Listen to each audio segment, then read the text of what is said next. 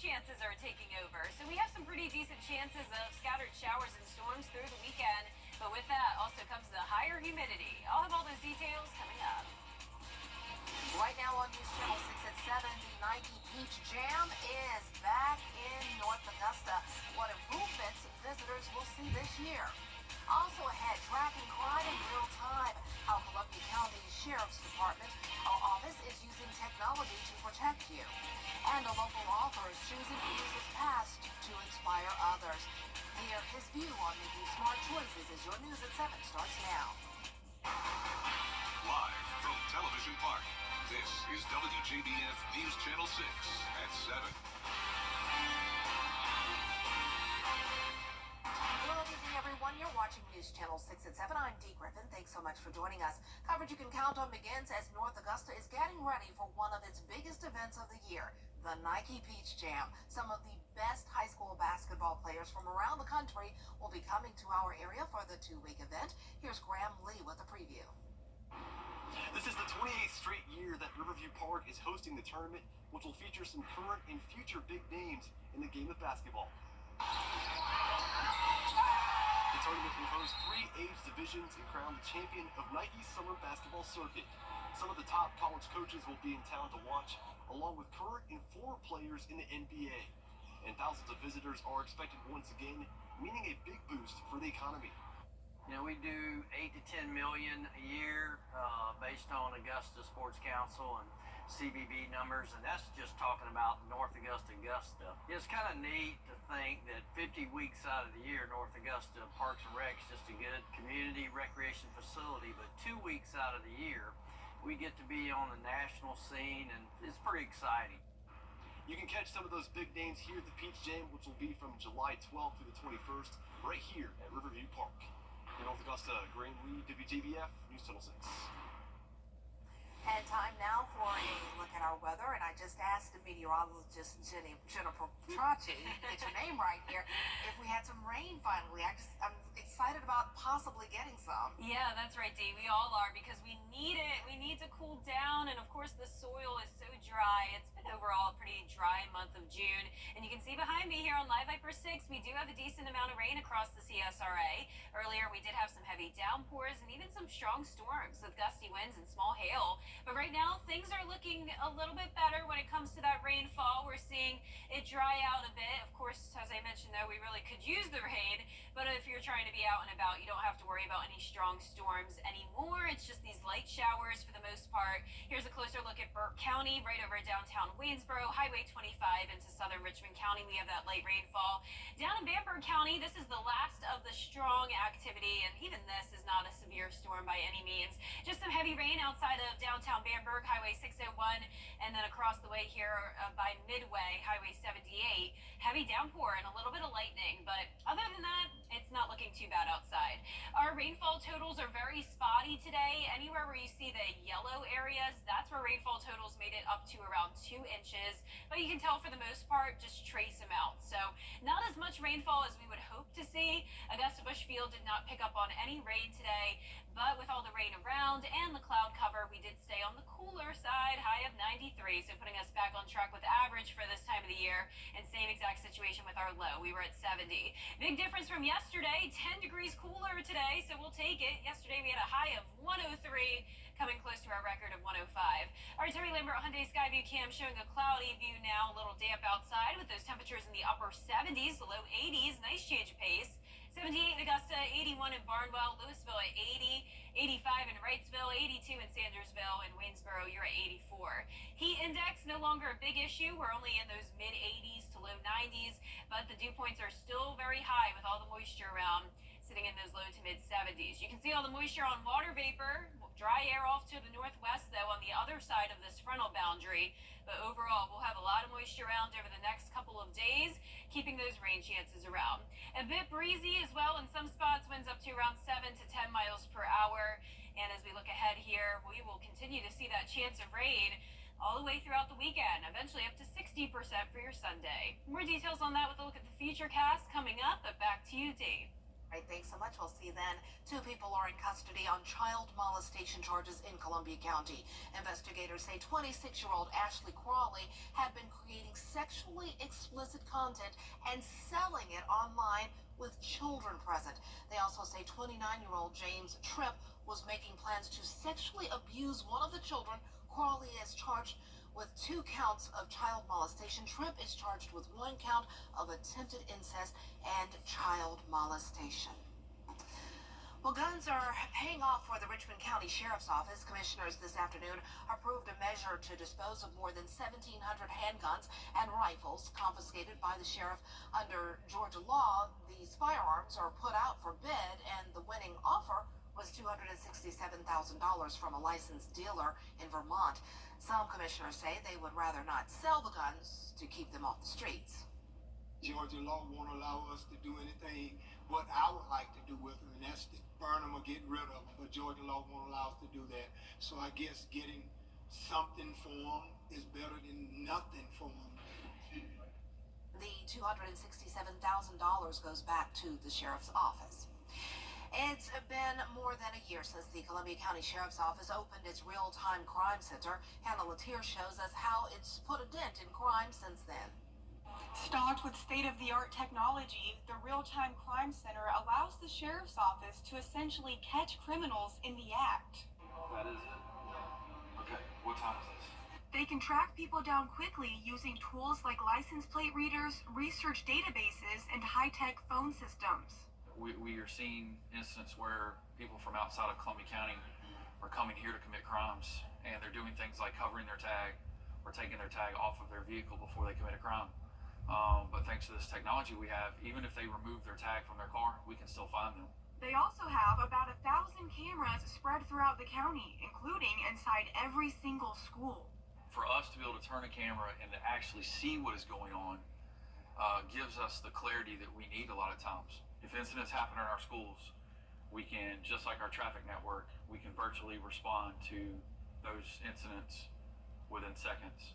And as you look here, this is actually Grovetown High School. It helps that the 911 call center and crime center are connected, making communication more efficient. When there is an incident going on, they're very good at communicating with each other and making sure that they share information, which in turn allows us to use the technology to update deputies and responders as to what's going on. And it's not just crime they track. I was at the center when an incident happened in the county, and the sheriff's office was able to respond almost instantly. Virtually being able to respond to incidents such as what's going on behind us, which is a large gas leak that happened today on Furious Ferry Road. Within seconds of us getting the 911 calls about the gas main being hit, we were able to utilize the closest camera we had and actually turn and monitor the scene before anyone even got there. The Crime Center and the 911 call center are hiring. We'll have a link at WJBF.com for you to apply. In Abilene, Hannah Latier, WJBF News Channel 6. A bill in Congress could stop the Army Corps of Engineers from replacing the new Savannah Bluff Lock and Dam with a rock weir fish passage. I can never say that together, fish passage. The language is included in the Water Resources Development Act of 2024. The bill calls for a full repair of the lock and dam, as well as a provision that creates a fish passage. That fish passage was part of a Corps of Engineers plan that would remove the lock and dam. Federal and city leaders were opposed to that because they were concerned it would negatively impact the downtown water pool, which they believe would leave tens of thousands of dollars in damage. That bill has advanced out of a committee but has not gotten full House approval. One local author helping to make positive change in the lives of men, both young and old, as well as children in the community. Bria Smith had the chance to speak with Aaron Kinzer about his accomplishments. Continue to be a beacon of light and hope for children and adults alike, you know, who's had my story and who's now wanting to give back. A second chance to help those young and old make a great first choice. Today is my day. Victory is mine. That victory has been Aaron Kinzer's goal after spending time in federal prison on drug charges. Now having the chance to freely spread his wisdom and knowledge. I was in that negative lifestyle at one point in time back in my younger days, and I've seen where it can get me, and I've seen where it can get them also. You know, so now This book is important because it is an opportunity for children to be molded. The book can help the children internalize their own motivations and seeing themselves in a positive light. Kinzer's main goal with All You Can Be is to steer children away from the path he first chose. He says it shows kids they can be anything, even if crime is all they've witnessed. To combat the youth violence, the violence is usually stems from something greater than what we see. The violence is the fruit, but there's something at the root of it that leads a child to the point where they even have a pistol. An idea Kinzer himself is modeling as an author, poet, journalist, and mentor. I'm part of an organization called the Manhood Tour, and with that organization, we reach out and support and mentor at times young men and boys. And we partner with Richmond County Court, and we're able to catch them and also almost be an alternative to incarceration. I have to ask, do you think that you are all that you can be? This is just the tip of the iceberg, and usually with an iceberg, everyone sees the tip, and it's so glorious and majestic, but usually underwater is a massive, massive, massive block of ice that's unseen and with untapped potential and energy that the world hasn't discovered yet. Potential, Kinzer says he hopes to help others discover for themselves. In Augusta, Bria Smith, WJBF, News Channel 6. For over 25 years. And we're seeing some rain on Live Viper 6, and those rain chances are sticking around over the next several days. But how much longer will the heat last? I'll have all those details coming up. Hey there, Georgia. I'm John Crow. Now, your most accurate forecast with WJBF Live Viper 6. Welcome back. I hope you're enjoying your Thursday so far. A bit of a different forecast today compared to what we've had over the past few days. Of course, the main focus lately has been the heat with just some isolated storms. Today, we definitely got a little bit more coverage with a decent amount of rain across the CSRA and even some stronger storms. Right now, though, it's mostly just those light showers, all of it to the south of I-20, and here it is over Burke County, right around downtown Waynesboro. We still have that light shower activity. And then as we go into Bamberg County, that is the last of the heavy rain and stronger storms that are exiting the viewing area, with Bamberg just dealing with the light showers as well. Very cloudy outside on our Terry Lambert Hyundai Skyview cam over the river, and it's not only the rain that helped cool us down, but it's also this blanket of cloud cover. So that's why the temperatures have not been able to heat up into the 100s today. Now, you may not have noticed the cooler air, though, because it's still very humid. Dew point of 74, so that 78 is still feeling like the low 80s, along with the southwest wind coming in at 3 miles per hour. Upper 70s through mid 80s across the region. 78 in Washington, 85 in McCormick, Aiken, you're at 81, 79 in Barnwell, and 78 in Sylvania. Some of these dew points nearly matching the temperature spot on. 77 in Sylvania. That is some very, very muggy air. You can see it's all due to the southerly flow coming in, bringing in all that moisture and warmth from the Gulf of Mexico. Stationary front to our north, and behind it, that's where all the dry air is with the high pressure. We're also watching the tropics still. This one area near the Yucatan Peninsula really not showing much chance of development, only at 30%. But we do have a wave off the coast of Africa that continues to strengthen as it moves into the warm water of the Atlantic, now at an 80% chance of development. So we'll be keeping a close eye on that one. Tomorrow, though, starting out in the low 70s, partly cloudy, and then in the afternoon, similar to today, that's when we can see those storms fire up. As we go into the weekend, those rain chances continue, but it really won't cool us down too much. Still dealing with the dangerous heat, as that humidity will make it feel anywhere from around 106 to 110 degrees. Mid-90s over the next few days, then a brief cool down to the 90-degree mark Tuesday, then we heat right back up for the 4th of July. Rain chances anywhere from around 40 to 60%, and then they get lower next week. So don't have to worry about much rain for your 4th of July, but it will be very hot. Our feature cast tonight at 9 o'clock just showing those light showers with the heavy showers and storms off to our east. Possibly a little bit of activity still in Aiken County around midnight. Then as we go into Friday, starting out dry, here's the 11 o'clock hour. And then as we go into the afternoon, we'll see a few storms fire up, but doesn't look like as much coverage as today. Most of the rain moving in Friday night, and that continues into our Saturday morning. This is 7 o'clock on Saturday. It's just going to be those hit or miss showers and storms, so I can't promise you that you'll see the rain. It's going to be very spotty across the entire area. Best chance of rain, though, will come on Monday, and that'll be due to this cold front approaching us. Because so you can see by Monday morning, a few showers, but by Monday night, that's when we'll have a better chance of rain for all of us. Lows tonight will be in the low 70s around average, and highs tomorrow will be in the low to mid 90s. And the 10-day forecast showing the chances of rain sticking around all the way through next week, but highest chances will be Sunday and Monday. Then as we go into next week, we'll briefly cool down to 90 on Tuesday, back up to 97 for the 4th of July. And we'll be right back. News Nation tonight, it's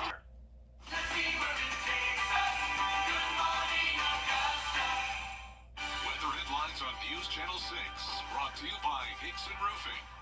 The News Channel 6 mobile app is now even better. Download it today. AAA projects a record-breaking number of Americans will travel over the July 4th holiday week, and when breaks down what to expect. 4th of July is almost here, and millions of Americans are expected to take a vacation during the holiday week, according to AAA's Independence Day travel forecast, which includes an unprecedented 2 weekends before and after the Thursday holiday. We're seeing that some people are going to choose to leave that Saturday or Sunday before July 4th, work remotely from their destination Monday or Tuesday, and then take the rest of the week off and then come back the following weekend. The forecast projecting the busiest travel ever for this holiday period, with nearly 71 million Americans heading 50 miles or more from home. If we compare those same 9 days, including those 2 weekends, to 2023, that was the previous record. And before 2023, the previous July 4th record was 2019. This is still higher. A large majority of those travelers, a record-breaking 60 million plus, will be hitting the road. And road trips give people flexibility. So you can leave when you want, you can come back when you want.